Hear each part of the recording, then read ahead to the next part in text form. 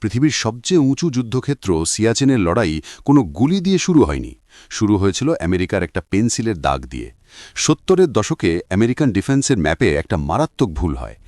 NJ9842 point থেকে সোজা একটা লাইন টেনে পুরো সিয়াচেন গ্লেসিয়ারকে দেখিয়ে দেওয়া হয় পাকিস্তানের ভেতরে। আর পাকিস্তান এক ফোঁটা রক্ত না ঝরিয়েই এই বরফের সাম্রাজ্য দখলের এক মাস্টার প্ল্যান বানায়। তারা ইউরোপের পর্বতারোহীদের সিয়াচেনে যাওয়ার পারমিট দেওয়া শুরু করে, যাতে দুনিয়া ভাবে ওটা পাকিস্তানের। কিন্তু গেম পাল্টে যায় যখন ভারতীয় সেনা অফিসার কর্নেল বুল কুমারের হাতে একটা বিদেশি ম্যাপ এসে পড়ে, আর ভারতীয় গোয়েন্দারা একটা হাড় হিম করা খবর পায়। খবর আসে পাকিস্তান লন্ডনে special military snow jacket order করেছে। ভারত বুঝতে পারে পাকিস্তান আর্মি সিয়াচেন দখল করতে আসছে। সময় নষ্ট না করে পাকিস্তান পৌঁছানোর ঠিক ৪৮ ঘন্টা আগে ভারত লঞ্চ করে অপারেশন মেঘদূত। -৫০ ডিগ্রিতে ভারতীয় সেনা অবিশ্বাস্য সাহসিকতার সাথে আগে থেকেই পাহাড়ের চূড়া দখল করে নেয়।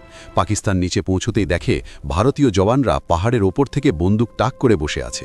আপনার কি মনে হয়, আমেরিকার ম্যাপের ওই ভুল দাগটা কি নিছকই কাকতালীয় ছিল, নাকি ভারতকে ফাঁদে ফেলার কোনো ইচ্ছাকৃত ছক? আপনার লজিক কমেন্টে জানান।